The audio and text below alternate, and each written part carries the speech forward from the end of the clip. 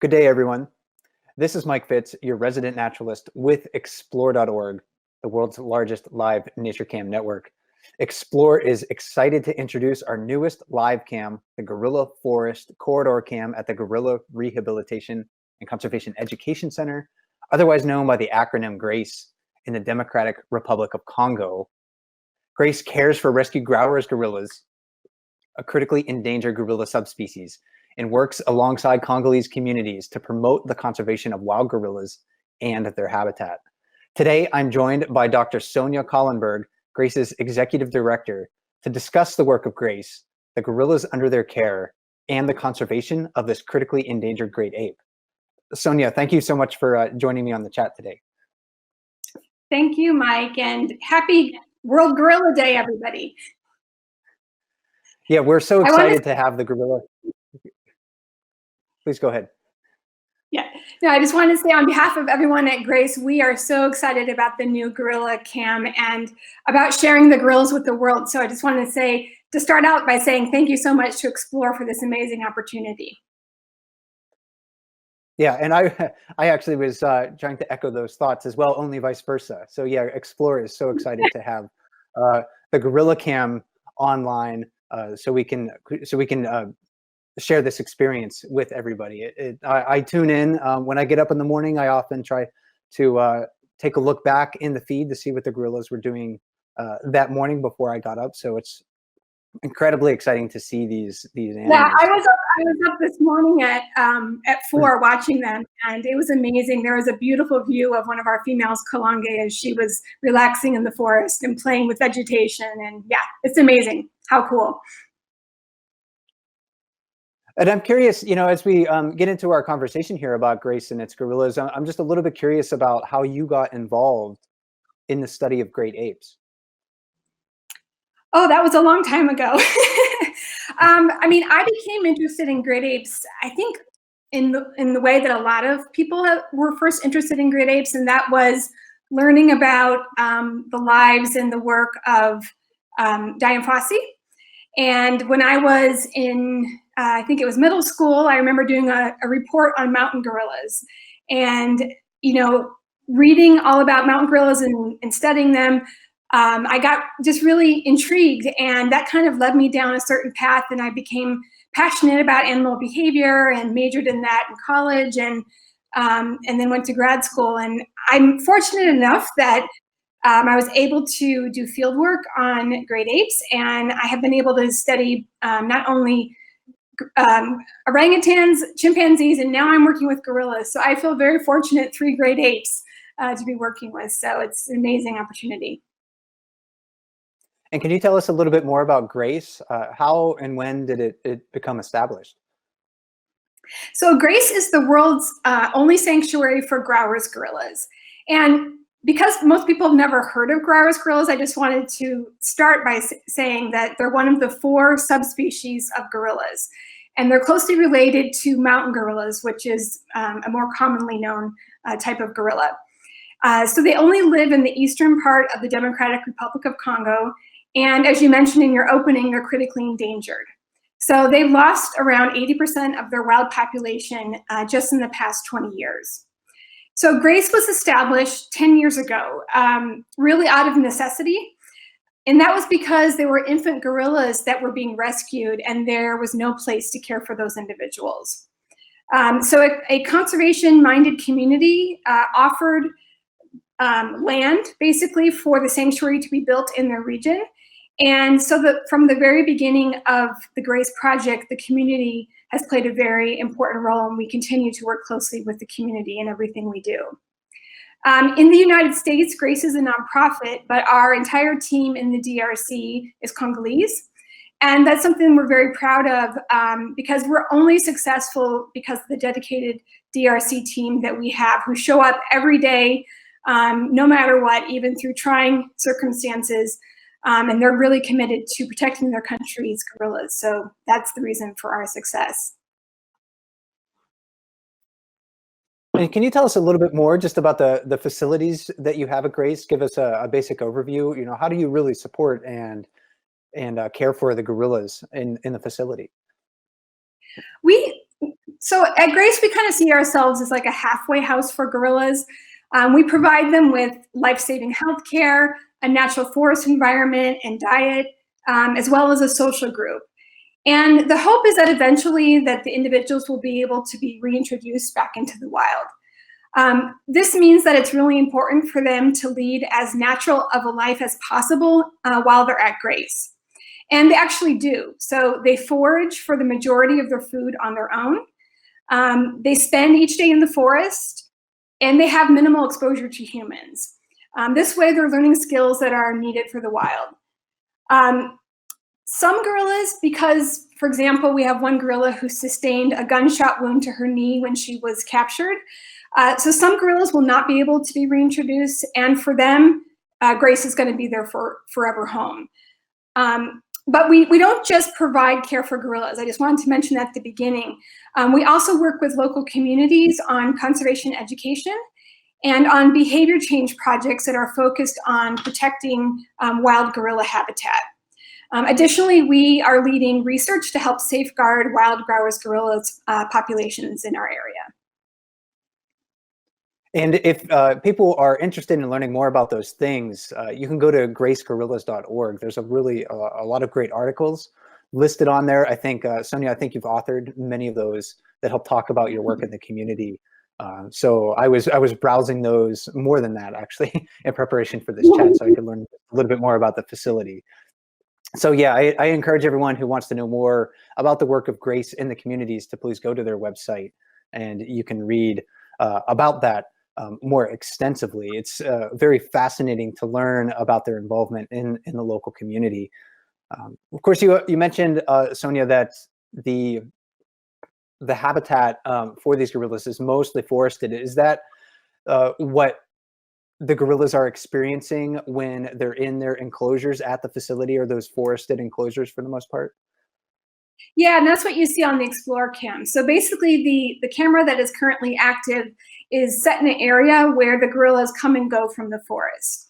So every day they go out into the forest, and they're there with, no humans bothering them. They're doing their gorilla thing, foraging for the majority of their diet out there, and practicing skills like nest building and coordinating group travel as they stay with their group. And so you'll see the gorillas go out at certain times of the day, and then you'll see them come back. And so that's why we place the camera there, because they always go through that area so people can get good views. But during the day, they're moving throughout the forest and doing their thing. And we do monitor them, actually, so that we have observation towers that are placed around the perimeter of the forest. So we're able to just keep a general track of where they are and what they're doing. And that's part of our monitoring that we do continuously each day. And how many gorillas do you currently have at the facility? We currently have 14. So we have 11 females and 3 males. The youngest gorilla at Grace is 5 years old. Her name is Lulingu. She's super cute. Yesterday I saw her on the Explore cam, so you guys will get to see her. And our eldest gorilla is 17 years old, and that's a fully adult gorilla. They all live together in a single social group, and that social group functions as a surrogate family for them. But it's important to note that we don't want any more gorillas, because every gorilla that comes to Grace means a failure for conservation. Because what that means is that that gorilla's family was killed by poachers. So we take care of every gorilla that's in need of sanctuary, but we never wish for more gorillas. And that actually was going to be my next question, is how do these gorillas come under your care? It is good that you don't have any infants, because that means there's probably maybe fewer being poached in the wild. I don't know, but yeah, can you explain just a little bit more about how you come to care for these individual animals? Yeah, all of the gorillas at Grace were captured during a poaching event. So their families were killed for meat. And despite this being against Congolese law, this practice is still actually widespread in the DRC. And it's the largest threat to Grauer's gorillas currently. So typically, poachers try then to sell the live baby gorillas to make money. Eastern DRC also has over 100 armed groups that are operating in the forests and also operating in guerrilla habitat. So it's actually common nowadays for gorillas to be poached by these armed groups or people working with those armed groups. And the infants are sometimes captured and kept in the armed group camp as sort of a pet or mascot. In either situations, whether they're trying to be illegally sold or kept as a pet, the gorillas tend to be in very poor condition, have inadequate nutrition and poor care, and this makes them get sick very quickly. They're obviously traumatized too because they've lost their families, just like you or I would be if we lost our families. And because of this sort of very stressful situation, many of the infant gorillas die before we even know about them. So the ones that come to grace are actually the strong ones who are the survivors, but there are many that will never make it to grace. So then, what happens is the Congolese Wildlife Authority and partners investigate these cases and then confiscate gorillas whenever possible. And then once the gorillas are confiscated, they come to grace for care.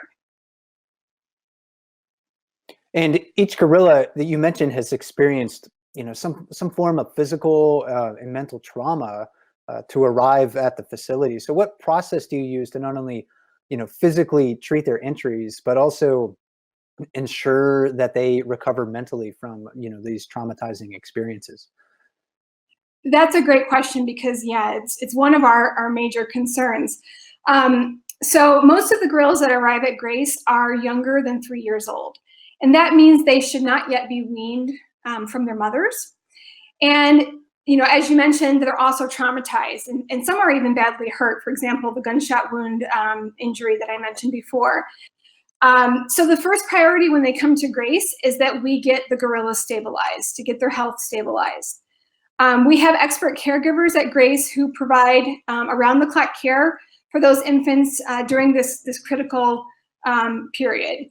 And what does this mean? This means that the caregiver is always with the gorilla, day in and day out, feeding them, playing with them, taking them to the forest to explore the forest, taking care of all of their needs, and then sleeping with them through the night too.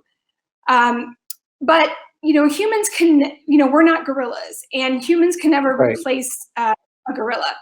And so our approach is once we get the infant stabilized, we try to get them in with the other gorillas as soon as possible.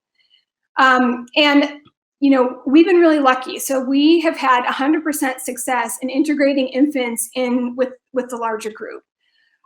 Typically what happens is the highest ranking female, whose name is Pinga, so you guys will see her on camera, she will typically take the baby and care for it as her own, so sort of adopt these new infants coming in.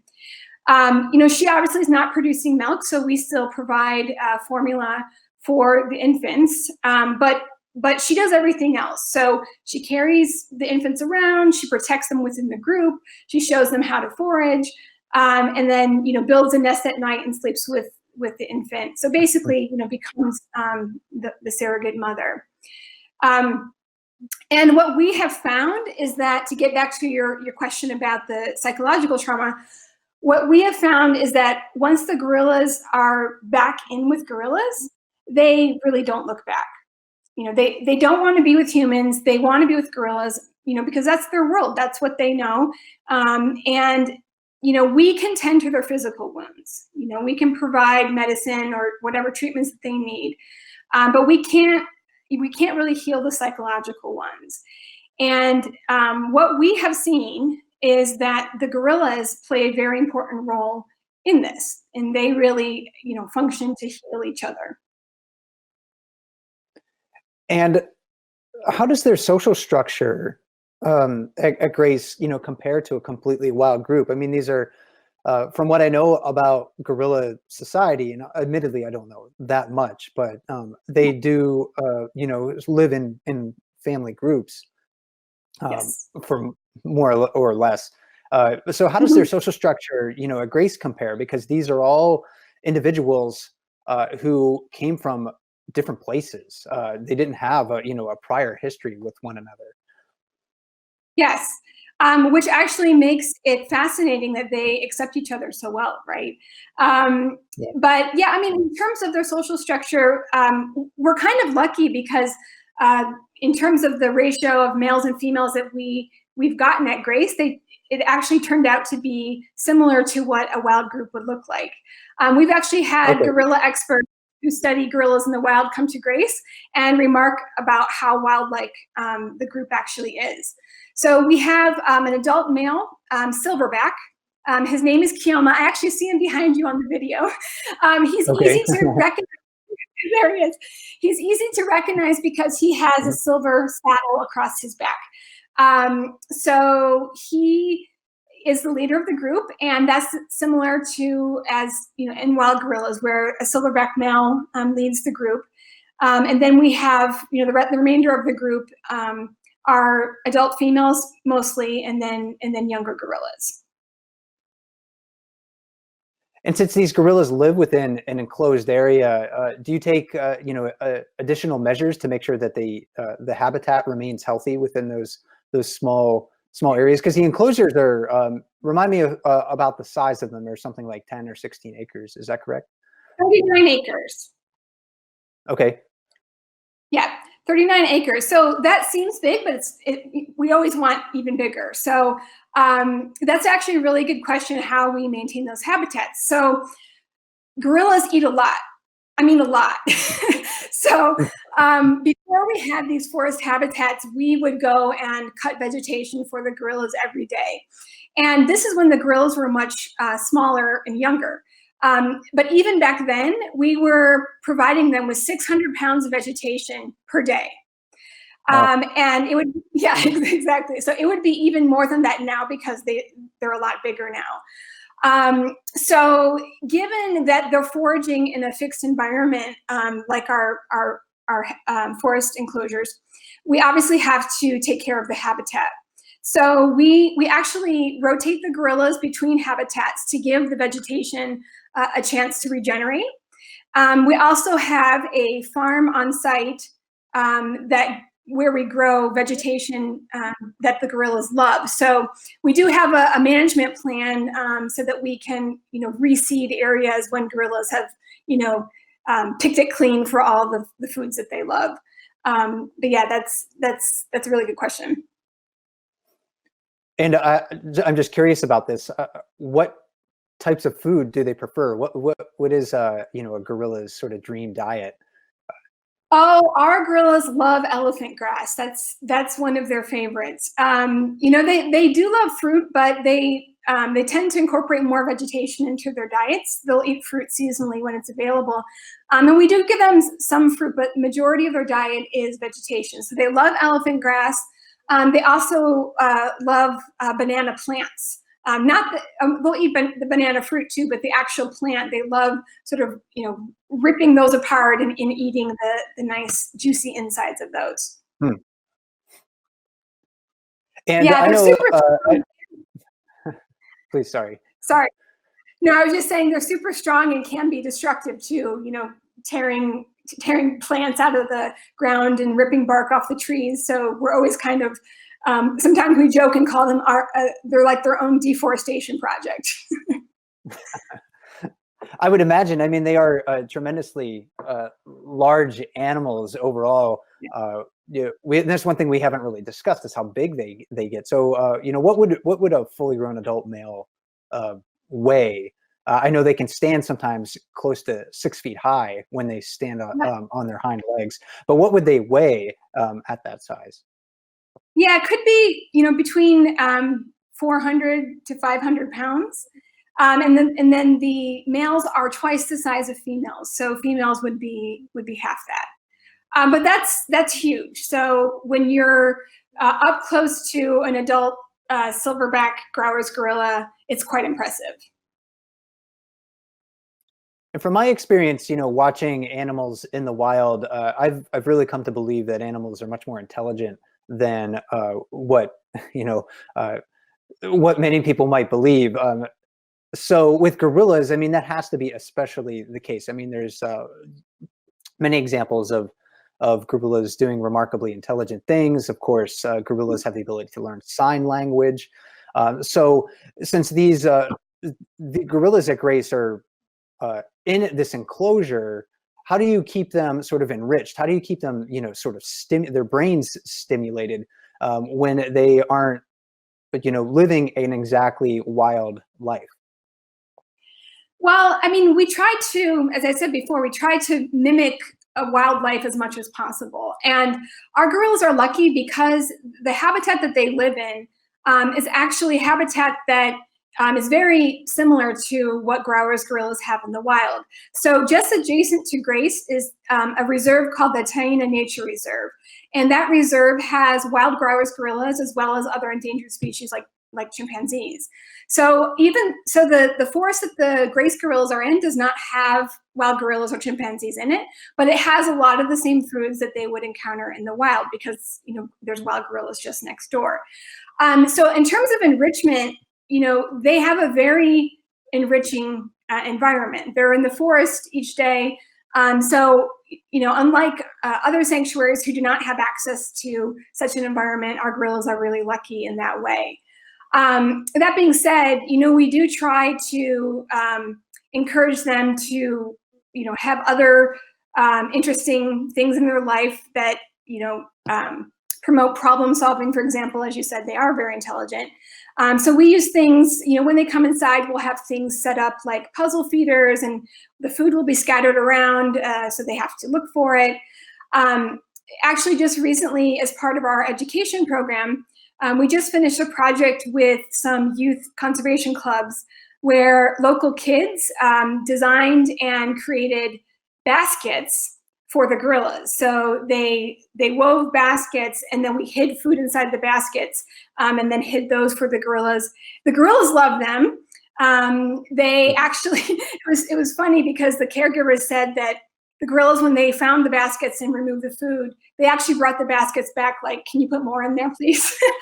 So that was fun. But in addition to the gorillas loving that, it was also a really great way to get the kids connected to the gorillas and to learn more about the life they have at Grace, and stories about how they got there and how they need to be protected in the wild. And of course, the ultimate goal is to be able to try to release as many of these gorillas into the wild as you can. So what sort of challenges do they face when they go back into the wild? And also, the second part of that question, has this ever been done before? Has there ever been an effort to reintroduce injured gorillas back into the wild? So that's a really good question. So the biggest challenge in the DRC is finding a release site that is secure. As I mentioned, there's instability in the area. Right now, there's an outbreak of Ebola virus, the second largest Ebola outbreak in history. And Ebola is also something that can kill gorillas as well as humans. So one of the largest challenges right now is really finding a release site that is secure and safe for the gorillas. But after that, there's a lot of other concerns. So for example, one of our biggest concerns is, can the released gorillas feed themselves adequately? This is why having them forage for most of their food on their own is in the forest setting is a really critical thing for them to do at Grace. To answer the second part of your question, no, there's never been a formal reintroduction of Grauer's gorillas done before. So if this happens, Grace will be the pioneer for this. So there's lots that we have to do in order to prepare for this big event to make sure that it's done in the best way possible. We have to locate an appropriate and safe release site. We have to test technology so that we can track the gorillas post-release so that we can monitor their progress. So we're in many other things, there's a whole list. So right now we're in the process of making those preparations and following the guidelines that are established for best practices for the reintroduction of great apes. So there's lots to do, but we are working on it, and we hope that one day we'll get there. And this is all, very exciting to see. Of course, through the eyes of the webcam, we can learn about these individual animals, and get to know them, support the work of Grace, in this really pioneering project that you're doing to reintroduce the animals back into the wild. So I'm looking forward to seeing how this progresses in the future. We haven't really talked too much about the individual animals at Grace, but when I am watching a lot of the webcams that we have on explore.org, we do have the opportunity to get to know some of these individuals. So I'm curious to know if you have a favorite gorilla at Grace. Maybe you don't, but maybe there's at least one that whose story sort of resonates strongly with you. Do you have a gorilla like that at Grace? That's a really tough question. That's like asking a mom their favorite kid, right? but yeah, I mean, it's hard because they each have such unique stories, and all of them are survivors and have amazing stories. I guess if I had to pick one, it would be a female named Muyisa. So after she was captured, she spent 3 years by herself with never seeing another gorilla.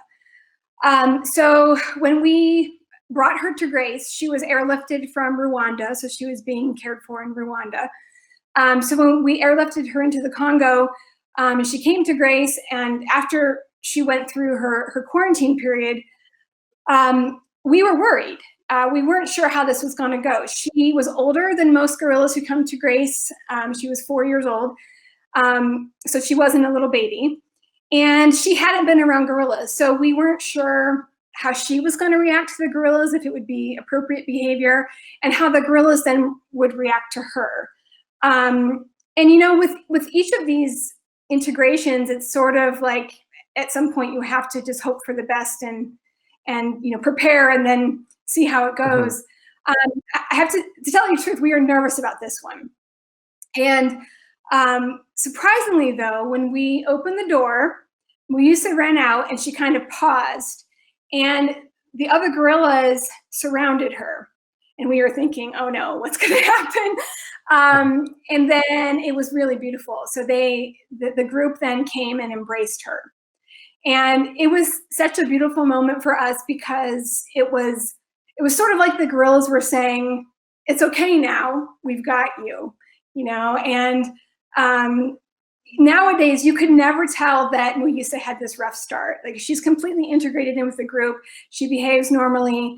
And for me, that's what Grace is all about. It's the gorillas, we can help, but it's really the gorillas who help each other and form this surrogate family. And Muyisa is sort of a great example of that.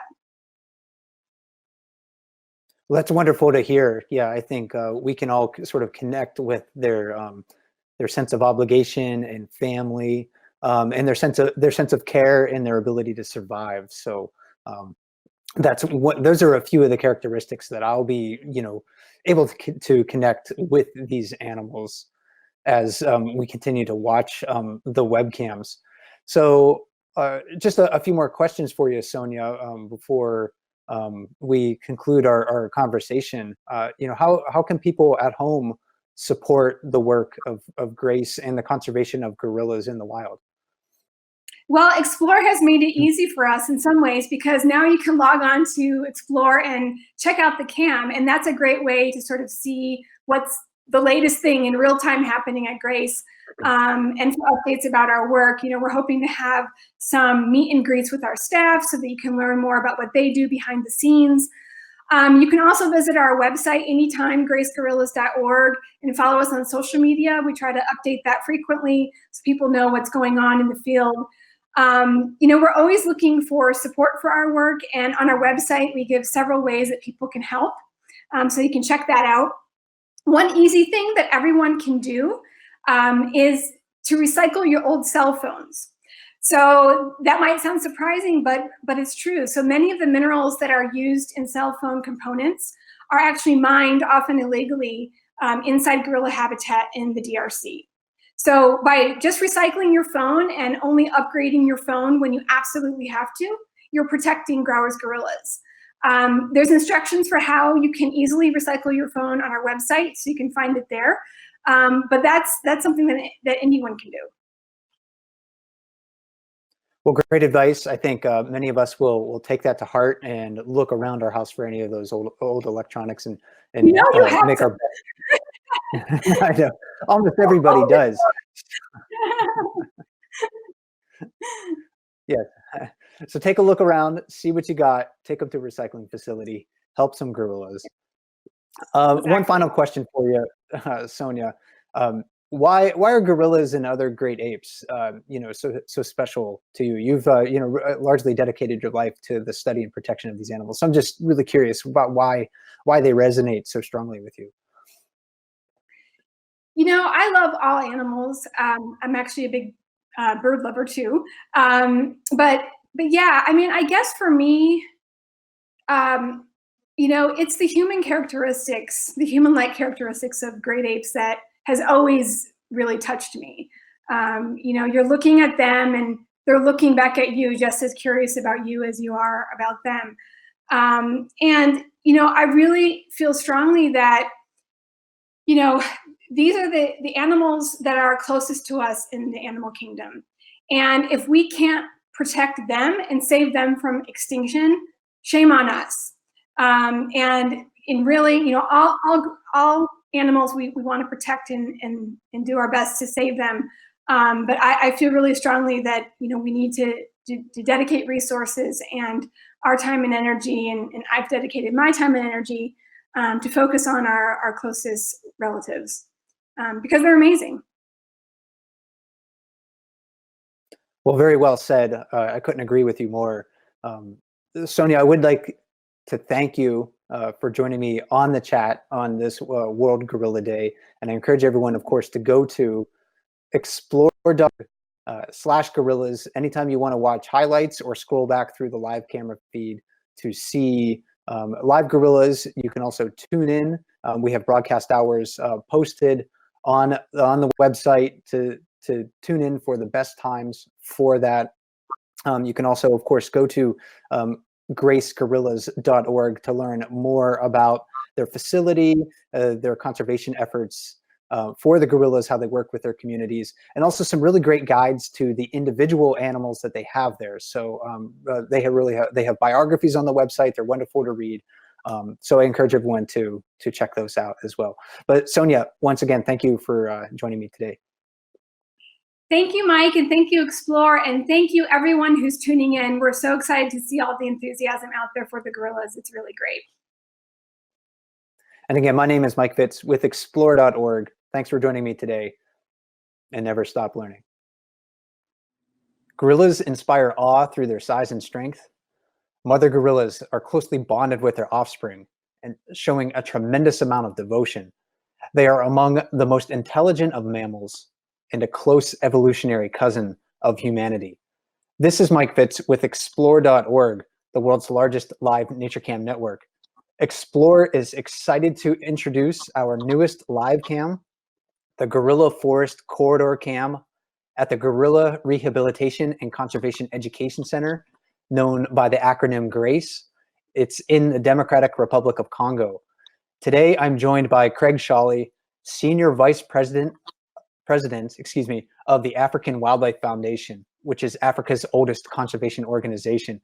Craig studied mountain gorillas with the late Diane Fossey, and he's continued to study mountain gorillas in Rwanda. He joins me today to talk about gorillas, their behavior, their biology, and their conservation. Craig, thanks for joining me today. It's great to speak with you again. Absolutely. It's good to see you again, Mike. Happy to be here. So I'm curious just to know a little bit more about you and how you got involved with researching gorillas. Can you tell me a little bit about that story? How did you find yourself studying gorillas?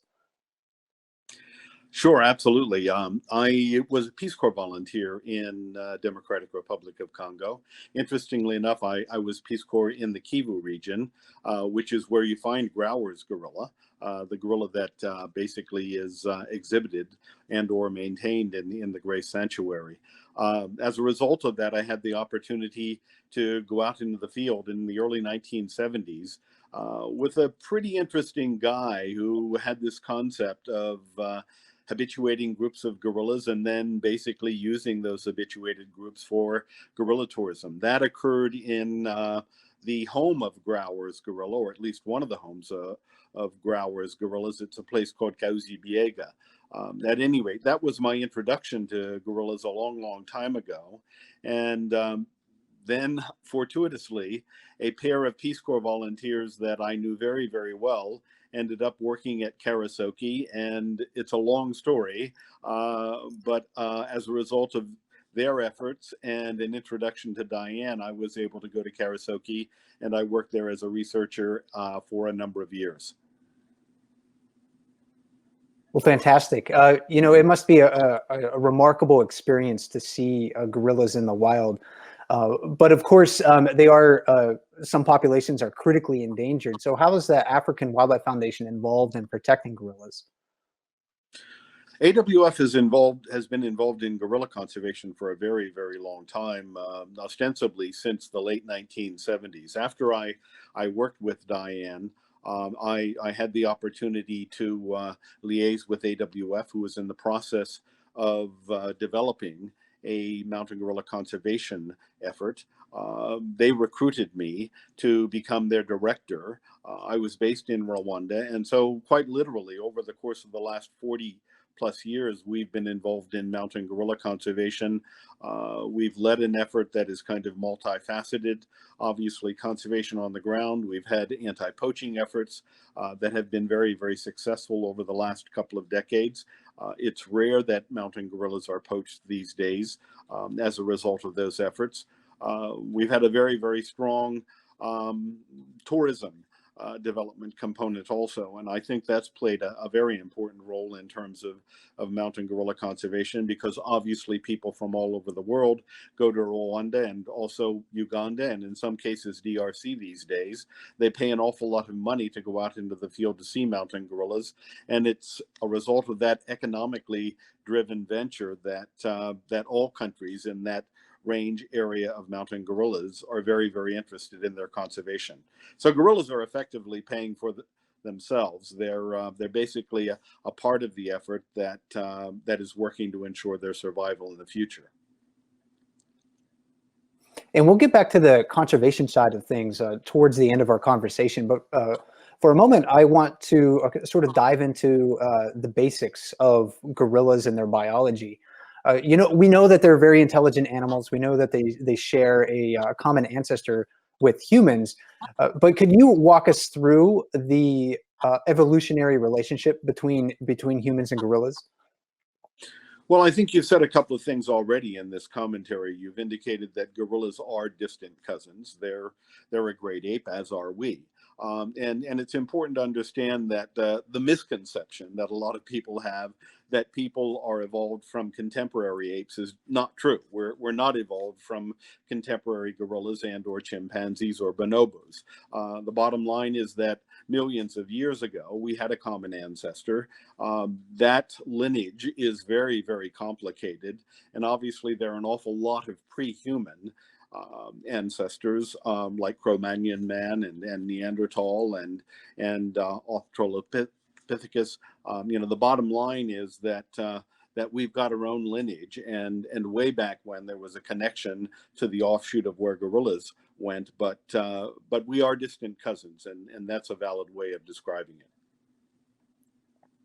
And how big are gorillas when they're fully grown? I mean, they are when I see them on camera. If I've been to a few zoos that have Western lowland gorillas in captivity, and they just look like very powerful animals. But I have a hard time sort of conceptualizing the size of those. And you've been on the ground, you've seen them in person. Just how big are these animals? Yeah, gorillas are the largest of the great apes on Earth, and a big male can probably weigh 450 pounds. Some a little bit larger, but that's probably average. A female is not nearly as large, probably 300 pounds, but a very, very large great ape. A huge football player like great ape that that is extraordinarily strong. A mountain gorilla may be 10 times as strong as the most powerful of human beings. Watching that strength in the field, seeing what they can do, is pretty intimidating. And we also tend to think of gorillas as, sort of being like one species, but that's not the case, right? There's actually two species and a couple different subspecies within those. That's correct. There are 2 species and 4 subspecies, and interestingly, the census that I conducted or choreographed in the late 1980s. I was in charge of this census. Obviously, there are lots of people who participated, but during that census, we collected DNA samples from dung that we found in nests, from hair that we found in nests. Those samples were ultimately sent back to San Diego. A very thorough analysis was done, and there was a comparison made between gorillas that were geographically located elsewhere throughout the continent, like the Grauer's gorilla, like the Western lowland gorilla. And it was during that period of time that the analysis basically convinced scientists that there were 2 species and 4 subspecies. And where do each one of these subspecies live? They're separated by several hundred miles, at least between the western and eastern species, right? Absolutely. So Grauers and mountain gorillas are located in relative close proximity to each other. You've got mountain gorillas who literally are on that transboundary area between Rwanda, Uganda, and DRC. It's a relatively limited area. And we know today that it's the only population of gorillas in the world, only great ape in the world, whose population is wonderfully increasing. We now have in excess of 1,000 mountain gorillas. Grauer's gorilla is located across the border in DRC, in that Kivu region. One of the parks that is home to Grauer's gorilla is Kauzi-Biega, the one that I mentioned a little bit earlier. That park is located right outside of the town of Bukavu. Then you quite literally have to go west across the continent, and you've got a myriad of countries that are home to the Western lowland gorilla, gorilla. Interesting scientific name. And then there's a very small absolutely. And then there's a very small population of what are called cross river gorillas, and they're located on the border of Niger and Nigeria. And I'm curious about the different habitats that each one of these populations live within. They're different subspecies. Do they all occupy similar habitats and have similar diets, or is there some differentiation going on between these places where they live? No, there are certainly differences. Mountain gorillas, of course, live at higher elevations, and so they live in montane forests, and the majority of their home is in excess of 9,000 feet above sea level. And so that determines or creates a very interesting forested situation. Grauer's gorillas also live in forests, but they're quite different than the forests that you find in the Virunga Mountains. And then when you start talking about Western lowland gorillas, of course, tropical rainforest, and much lower, much hotter, much wetter.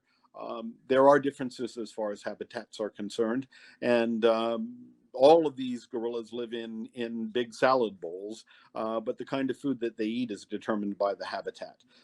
It ends up that lowland gorillas are whole lots more frugivorous. They eat a whole lot more fruit because fruit is lots more abundant in those lowland rainforests. And so from a dietary standpoint, similarities, but also differences. And gorillas are basically vegetarians, correct? They are not targeting a lot of animal foods like chimpanzees. No, very different than chimpanzees. Chimpanzees, of course, are omnivores. They rely on a combination of vegetation and are opportunistic hunters. There are some cultures of chimpanzees in Africa that really hunt quite regularly.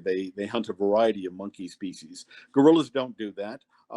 They're almost 100% vegetarian. Living in that salad bowl, as I described. They'll occasionally eat grubs and ants, maybe termites, but it's very rare. And can you tell us a little bit more about their social structure? You know, they live sort of in family groups, but what does that entail? You know, do you have it dominated by just one or more adult males? Are the groups matrilineal in any sense? I'm very curious to know more about their social structure. Sure. Well, you've described it perfectly. Mountain gorillas are led by a dominant silverback. So there's always at least one silverback, an aged male in the group. And I mean, just to confirm, a silverback is not a kind of gorilla. It's an adult male gorilla. A lot of people are confused by that. They believe that silverbacks are a kind of gorilla. A silverback will start to develop all of those features of a beautiful male when he's about 12 or 13 years old. Start to develop a large sagittal crest on his head, a big tight ball of musculature that makes his jaws very, very powerful. And then, of course, he'll start to silver around the shoulders. And that silver will, as he ages, progress down to basically his rump, creating a lovely saddle. Hence the name silverback. So there's always at least one silverback in a group. It's possible that there's a dominance hierarchy if there are several silverbacks. I certainly have seen groups of gorillas, large groups of gorillas, that have as many as 3 or 4 silverbacks, but there's a hierarchy as far as those males are concerned. Okay. Those males are surrounded by adult females, and then the adult females, of course, typically breed with the dominant male, and progeny, offspring are born. So within a group, you've got a whole series of juveniles and infants, and a group could be as small as 3 or 4 animals. I've seen mountain gorilla groups as large as 50. It's pretty amazing to be out in the field in the midst of a group of 50 gorillas. And behind me, I actually have you know, some footage from our webcams from the Explore.org Gorilla Cam streaming right now. And when I'm watching the webcam, I see the gorillas frequently in close contact with one another. It seems like you know, physical contact is really important to them. So how does that that aspect of their lives, you know, touch and physical contact, affect their well-being and their social structure? Gorillas are extraordinarily social, and so it's those social bonds that are a really, really important aspect of family behavior. Gorillas are nomadic. They live within a range. They're not territorial. They don't necessarily defend a territory, but they're very, very familiar with a particular range, and on an annual basis, they're moving throughout that range to find the best food sources.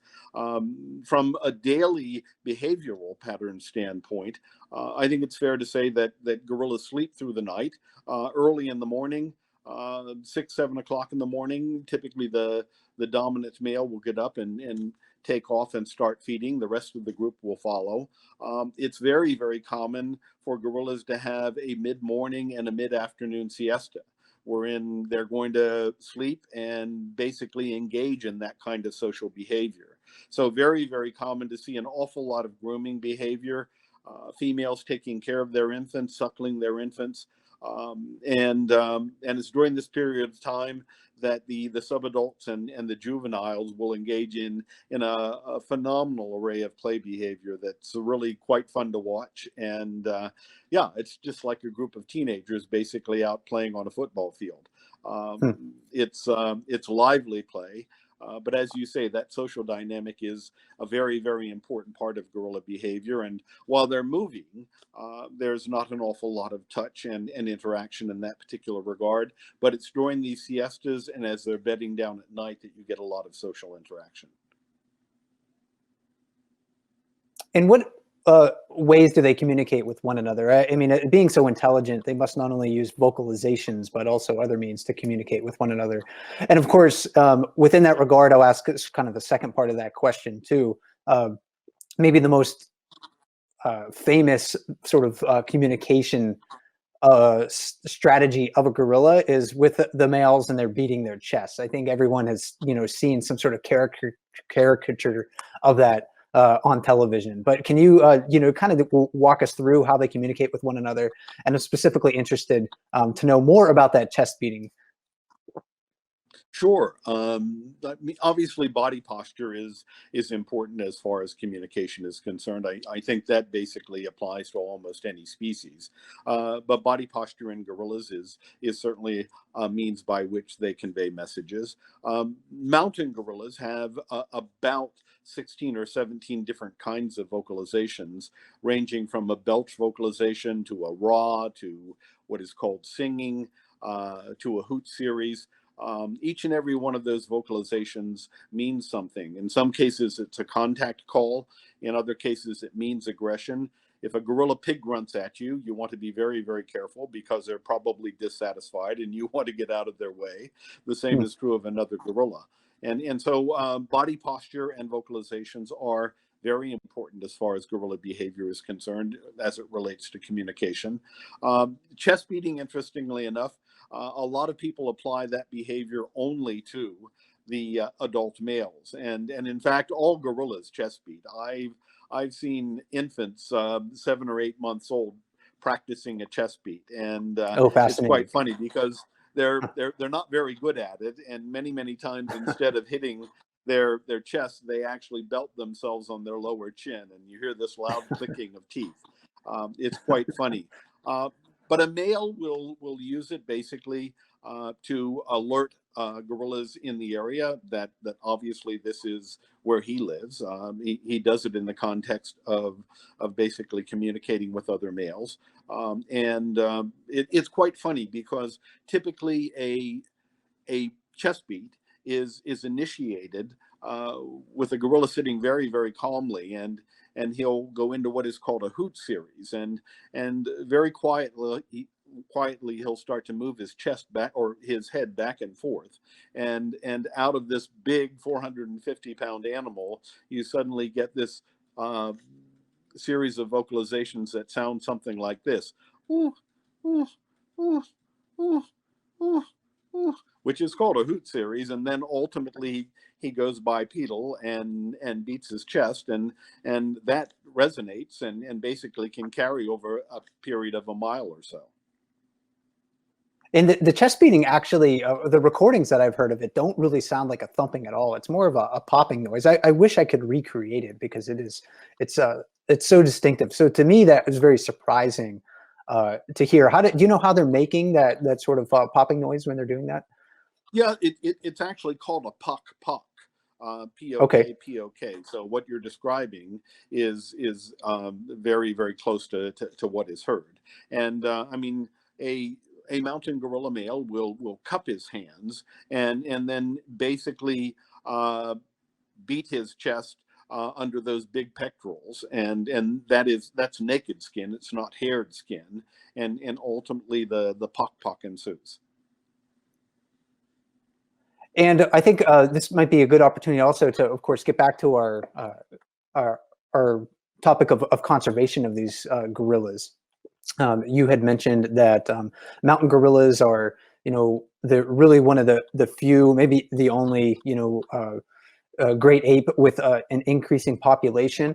At the Grace, sanctuary, they are caring for Grauer's gorillas, that closely related group to the mountain gorillas. But the Grauer's gorillas, their population experienced a precipitous decline, during the last few decades. And I'm going to check my notes. In the 1990s, their population numbered almost 17,000 animals, but right now it's estimated to be less than 4,000 animals, about 3,800, according to some researchers. So what caused, such a precipitous decline for these gorillas? Well, you're absolutely right. The conservation status of Grauers is of concern to the entire conservation community, and yeah, it's very, very safe to say that a couple of decades ago the population was maybe 20,000, and that's not the case. Big problems in eastern DRC, of course, which is the area that's inhabited by Grauer's gorilla. You've got a lot of habitat destruction. You've got mining taking place in what is the home of Grauer's gorilla in the midst of national parks. That's of grave concern. There has been an increase in poaching, and to a degree, for the first time in many years, the bushmeat trade is of concern, and so there is a market for gorilla meat in that area all of a sudden, and then disease is a real factor, and so you've got a myriad of things that are playing a role in terms of that decimation of the Grauer's gorilla population. And as I said, the entire conservation community is extraordinarily concerned about it. Obviously, the Grauer's gorilla does not have the advantages of the mountain gorilla. It's in an unstable area, and so therefore conservation efforts are extraordinarily difficult. And we're watching this subspecies very closely and are very concerned about it. And what could someone at home do to help the conservation of gorillas? Because, of course, throughout the range, specifically with the Grauer's gorillas too, and the mountain gorillas. Well, Grace, of course, is doing a great job. Obviously, those are gorillas that were confiscated, probably from poachers, and Grace is doing a phenomenal job in terms of rehabilitating them, caring for them, rehabilitating them, and they're hoping, I believe, to reintroduce them into an in situ situation, which is phenomenal. It's very important work. So supporting Grace is very important. Obviously, supporting organizations like African Wildlife Foundation is very important also. We've got a 40+ year history of conservation efforts in mountain gorilla conservation efforts. We do an awful lot as far as great ape initiatives across the board are concerned, and so we've got efforts that apply not only to mountain gorillas but lowland gorillas, chimpanzees, and bonobos. It's one of the areas where I think AWF has an expertise that has been extraordinarily successful over the last couple of years, and so obviously I'd love people to support AWF in that regard.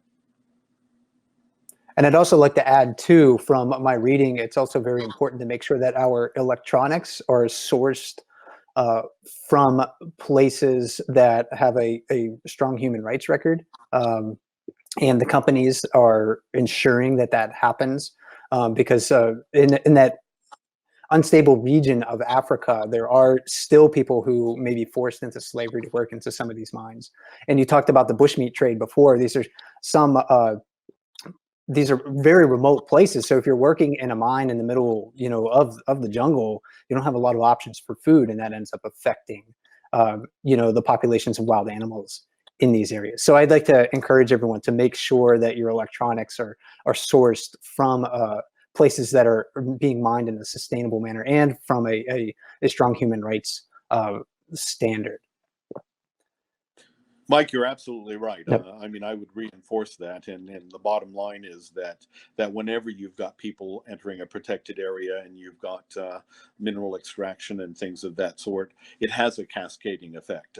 There are people living out in remote areas, and suddenly there's a reliance on the wild to get meat and other food sources, and that has a dramatic impact on conservation efforts in the area.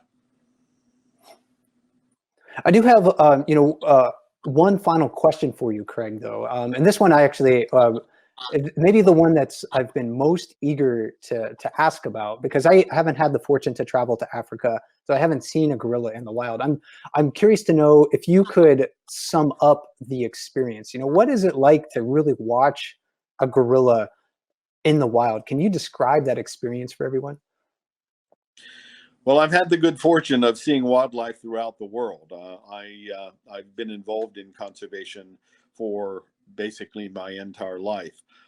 Really exceptional experiences in Africa, in savanna situations, and all kinds of other habitats.